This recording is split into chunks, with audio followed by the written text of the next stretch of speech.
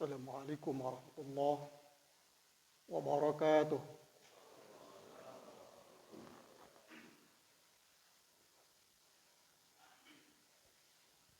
Allahu Akbar, Allahu Akbar, Allahu Akbar,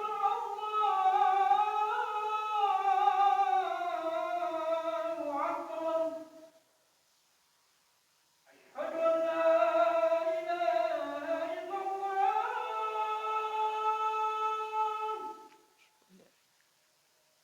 Asyhadu an la ilaha illallah.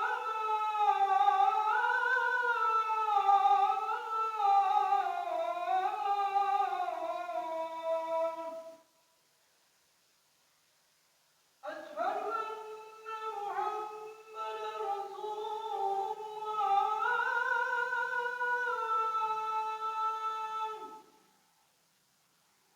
Asyhadu anna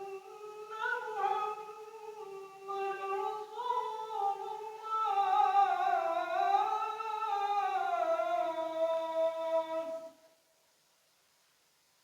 Hayya 'alas shalah.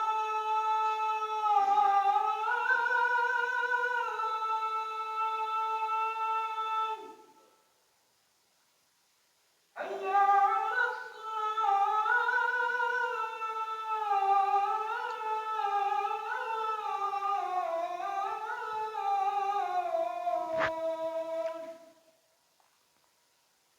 Hayya 'alal falah.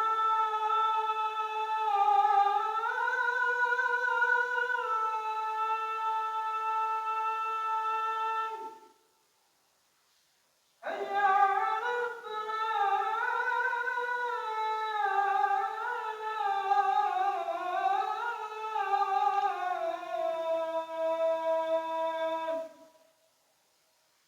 Allahu Akbar,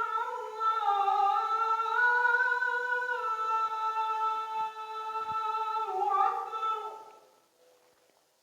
La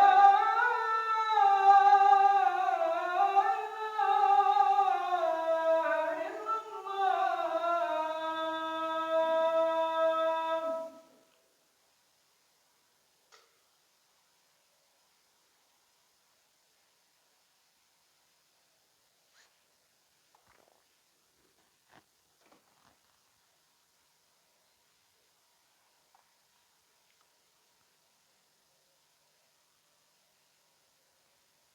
Alhamdulillah. Alhamdulillahilladzi nahmaduhu wa nasta'inuhu wa nastaghfiruh. Wa na'udzu billahi min syururi anfusina wa sayyiati a'malina. Man yahdihillahu fala mudilla lahu wa man yudlil fala hadiyalah. Asyhadu an la ilaha illallah wahdahu la syarika lah. Wa asyhadu anna Muhammadan abduhu wa rasuluhu la nabiyya ba'dah. Allahumma salli wa sallim wa barik ala Muhammadin khairil bariyah wa ala alihi wa sahbihi wa man walah. La haula wa la quwwata illa billah, amma ba'd. Fa ya ibadallah, usikum wa iyaya bitaqwallah. Faqad fazal muttaqun. فقال تعالى: أعوذ بالله من الشيطان الرجيم. يا أيها الذين آمنوا اتقوا الله حق تقاته ولا تموتن إلا وأنتم مسلمون. وقال تعالى: يا أيها الذين آمنوا اتقوا الله وقولوا قولا سديدا يصلح لكم أعمالكم ويغفر لكم ذنوبكم ومن يطع الله ورسوله فقد فاز فوزا عظيما. Jamaah salat Jumat Masjid Nurul Ikhwan yang insya Allah kita semua dimuliakan Allah Subhanahu wa Ta'ala. Bersyukur kita kehadirat Allah Subhanahu wa Ta'ala karena dengan kudrat dan iradatnya, dengan hidayah dan inayahnya, hari ini kita bisa hadir bersama di tempat ini, di masjid ini, dalam rangka sengaja memenuhi undangan dan panggilan Allah, yakni melaksanakan salat Jum'ah. Kendati di luar sana begitu banyak kesibukan dan bahkan pekerjaan yang belum selesai kita tuntaskan. Banyak kesibukan yang mesti kita bereskan. Tetapi kita lebih mengedepankan undangan Allah, lebih mengutamakan panggilan Allah, yakni melaksanakan salat Jum'ah. Semoga keimanan ini tetap Allah mantapkan di dada kita, tetap Allah kuatkan di dada kita, sehingga sesibuk apapun, kalau itu panggilan Allah, semuanya akan kita tinggalkan hanya untuk memenuhi Allah. Salawat dan salam sejahtera semoga senantiasa Allah limpahkan kepada Nabi kita, Nabi besar Muhammad sallallahu alaihi wasallam. Hadirin, selanjutnya sebagai khatib saya tidak lupa mengajak hadirin semuanya yang hadir saat ini di masjid ini. Yuk mari dalam hidup dan kehidupan yang hanya sementara ini, kita selalu upayakan dari pergeseran waktu dan perputaran masa yang terjadi, kita upayakan adanya peningkatan kualitas ketakwaan kita kepada Allah. Waktu boleh berubah, saat boleh berganti, tetapi iman dan takwa kepada Allah semakin kesini, semakin mantap dan semakin mantap. Jamaah yang saya hormati, saya muliakan dan saya banggakan. Ketika ada orang yang bertanya kepada kita, apakah Anda seorang mukmin? Pasti jawaban kita, ya. Saya insya Allah mukmin. Persoalannya adalah apakah kita termasuk mukmin yang hakikian? Apakah kita termasuk mukmin yang sesungguhnya sebenar-benarnya mukmin atau jangan-jangan mukminan? Kenapa saya bilang begitu? Karena kalau boleh saya berikan satu analogi. Seekor kucing dimanapun itu kucingnya berada, pasti dia bunyinya mengeong. Kucing regional, kucing nasional, ataupun kucing internasional sekalipun, bunyinya pasti mengeong. Jadi kalau ada kucing yang tidak mengeong, perlu diselidiki oleh kita status kekucingannya. Mukmin, ketika seseorang mengaku dirinya sebagai seorang mukmin, pasti punya indikator yang nampak.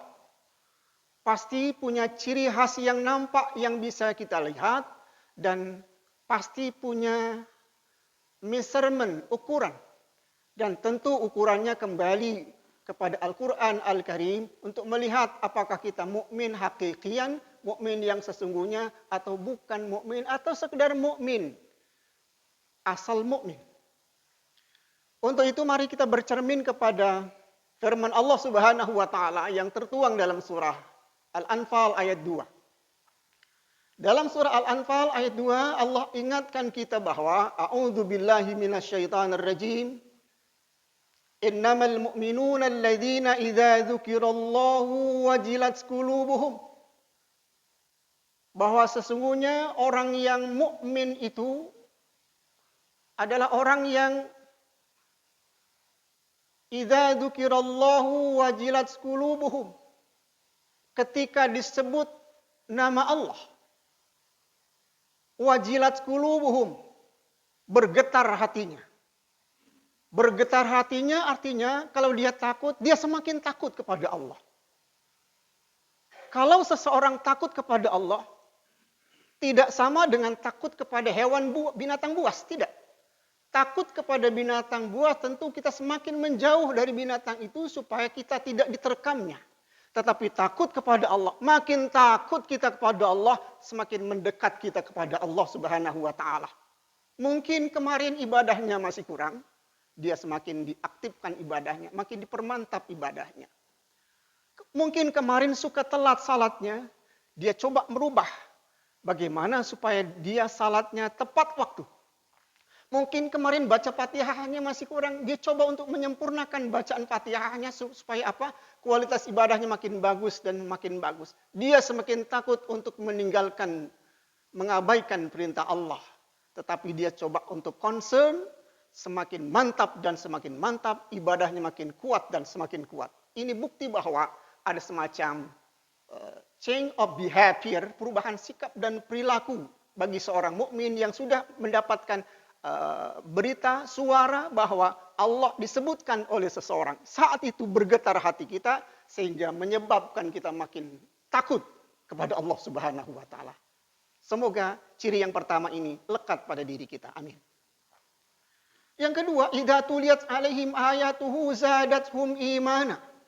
Idza tuliyat, ketika dibacakan ayatuhu, ayat-ayat Allah, zadathum imana. Kalau diperdengarkan ayat-ayat Allah, yuk mari pertanyakan kepada diri kita. Sudahkah iman kita bertambah hanya karena kita mendengarkan ayat-ayat Allah yang dikumandangkan? Atau jangan-jangan dibacakan ayat atau tidak begitu juga? Itu ayat yang tersurat. Belum lagi nanti kita melihat ayat-ayat yang tersirat, ayat yang tercipta. Tatkala kita melihat gunung nan indah, panorama yang begitu indah luar biasa. Saat itu kita berpikir, subhanallah, betapa ciptaan Allah luar biasa. Menggambarkan Allah yang sangat-sangat hebat. Allah yang hebat itu telah menciptakan bumi yang begitu indah. Setelah melihat ciptaan Allah yang begitu indah, menyebabkan zadathum imana. Iman kita makin bertambah. Pertanyaan kita hari ini, sudahkah iman kita bertambah kuat? Iman kita bertambah kokoh setelah kita melihat ciptaan Allah yang begitu indah? Tak usah dijawab oleh kita, mari kita renungkan. Sudah adakah perubahan sikap dan perilaku? Sudah adakah perubahan dalam diri kita? Perubahan iman yang luar biasa, yang signifikan tatkala kita melihat ciptaan Allah? Atau jangan-jangan tak ada bergeming sedikit pun. Naudzubillah. Mudah-mudahan setiap kali kita melihat ciptaan Allah yang begitu indah, semakin mantap iman kita kepada Allah dan iman kita kepada al-Islam. Yang kedua. Yang ketiga. Setelah idza tuliyat alaihim ayatuhu zadatuhum imana wa ala rabbihim yatawakkalun. Insan yang beriman itu dia tidak pernah mengenal kata putus asa. Dia bergantung, tapi dia bergantungnya hanya kepada Allah. Tatkala dia berhadapan sesuatu yang rasanya impossible to do, tidak mungkin dia bisa melakukan perbuatan itu. Dia tenang-tenang saja. Kenapa? Dia masih punya Allah Rabbul Jalil. Allah yang akan tolong dia pada saat dia menghadapi satu kesulitan. Hatta anak sakit sekalipun, dia tenang karena dia masih punya Allah. Jamaah yang saya hormati, bergantunglah kepada Allah. Jangan bergantung kepada makhluk Allah. Sebab tatkala kita bergantung kepada makhluk Allah, ujungnya akan terjadi kekecewaan pada diri. Kekecewaan pada diri kita. Tetapi tatkala kita bergantung kepada Allah, satu-satunya tempat kita memohon dan satu-satunya tempat kita meminta, insya Allah kepuasan batin yang ada pada diri kita. Qul huwallahu ahad. Allahus samad. Lam yalid wa lam yulad wa lam yakul lahu kufuwan ahad. Jadi yang ketiga, kalau kita seorang mukmin yang benar-benar mukmin, apapun yang kita rasakan, kita hadapi, kita punya satu ketenangan. Aku masih punya Allah. Andaikan doa kita belum juga dikabul oleh Allah sesuai dengan keinginan kita saat itu, kita tetap bertawakal, bahkan berhusnuzon. Mungkin tidak sekarang, besok akan didengar dan dibalas, dikabulkan oleh Allah. Yang keempat, alladzina yuqimuna shalah. Insan yang beriman Dia tidak pernah meninggalkan yuqimunas shalah, tegakkan salat. Sesibuk apapun dia lakukan itu. Salat yang seperti apa itu? Dalam surah Al-Ankabut Allah ingatkan kita. Wa aqimis shalah. Inna salata tanha 'anil fahsya wal munkar. Dirikan salat.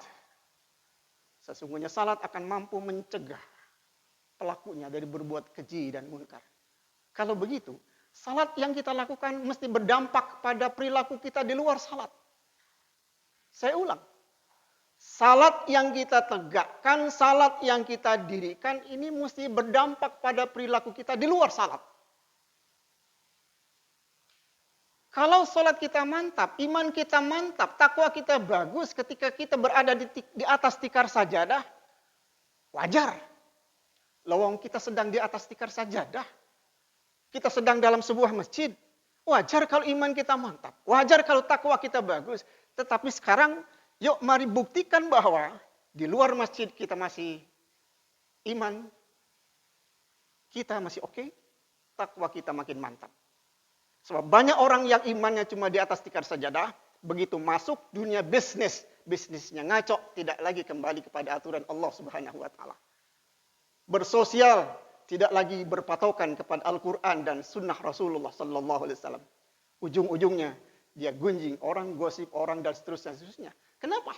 Dia meninggalkan dan melupakan tuntunan Allah Subhanahu Wa Taala. Jadi yuqimus salah, yuqimunas salah mesti berdampak pada perilaku sosial di luar salat. Jamaah yang saya hormati, bukankah salat itu diakhiri oleh kita dengan assalamualaikum ke kanan, assalamualaikum ke kiri? Ini punya makna. Tengok saudaramu di sebelah kanan, tengok pula saudaramu di sebelah kiri setelah kau salat. Sakitkah dia? Sehat enggak dia? Perlu dibantu enggak dia? Jangan sampai salat kita rajin tetapi kepekaan sosial kita tidak lagi. Pantas Nurholis Majid saat itu di tahun 80-an beliau menulis sebuah tulisan bahwa umat Islam terjebak dalam dimensi ritual ansih tanpa memperhatikan dimensi sosial. Dua dimensi ini perlu mendapatkan perhatian kita. Hablum minallah wa hablum minan nas. Termasuk dimensi hablum minan nas adalah poin yang terakhir. Yuqimunas salah alladzina yunfikuna, menginfakkan.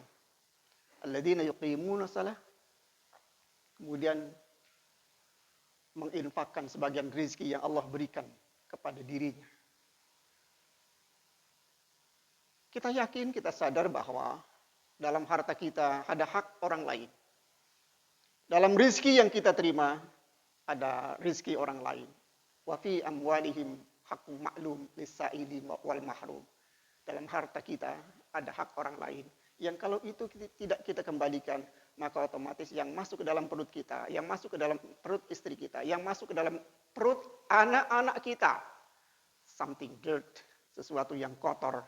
Jadi mestinya halalan thayyibah dirusak oleh ulah kita yang tidak mengembalikan hak orang lain.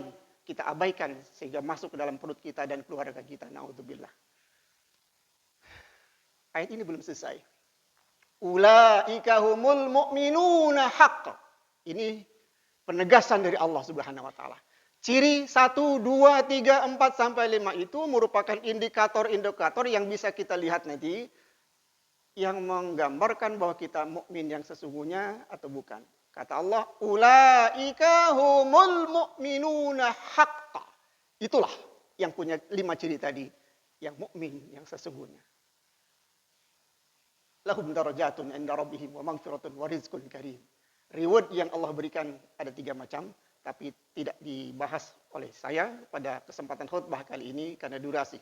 Karena itu semoga kita termasuk mukmin yang sesungguhnya, yang kita akui, kita nyatakan bahwa kita adalah mukminin, ba'dun minal mukminin, sebahagian dari insan-insan yang beriman, dan kita termasuk mukmin yang sesungguhnya sebagai seorang mukmin yang hakikian, secara hakiki, insyaallah.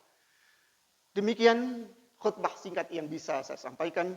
Semoga kendati khutbah ini teramat sangat singkat, ada manfaat buat kita sekalian untuk kemudian dikejawantahkan dalam realitas hidup dan kehidupan kita buat hari ini, hari esok, dan hari-hari selanjutnya insyaallah. Barakallah li wa lakum fil Qur'anil Karim. Wa nafa'ani wa iyyakum bima fihi minal ayati wa dzikril hakim. Wa taqabbala minni wa minkum tilawatahu innahu huwas samiul alim. Aqulu qawli hadza wa astaghfirullahal ladzim li wa lakum wa lisairil muslimin wal muslimat wal mu'minin wal mu'minat fastaghfiruh innahu huwal ghafurur rahim. Sallallahu alaihi wasallam.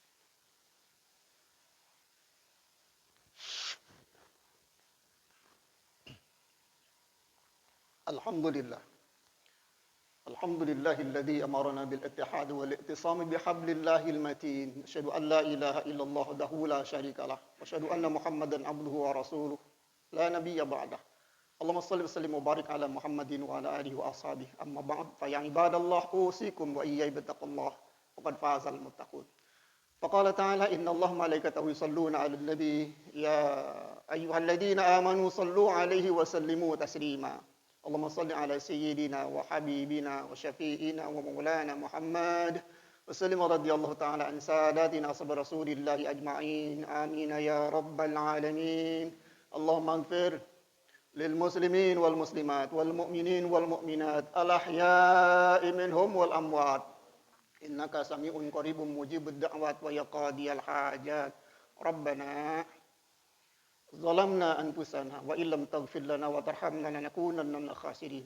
ربنا آتنا في الدنيا حسنة وفي الآخرة حسنة وقنا عذاب النار والحمد لله رب العالمين. عباد الله إن الله يأمر بالعدل والإحسان وإيتاء ذي القربى وينهى عن الفحشاء والمنكر والبغي يعظكم لعلكم تذكرون فاذكروا الله العظيم يذكركم واشكروا على نعمه يزدكم ولذكر الله أكبر. استغفر الله العظيم لي ولكم وأقيم الصلاة.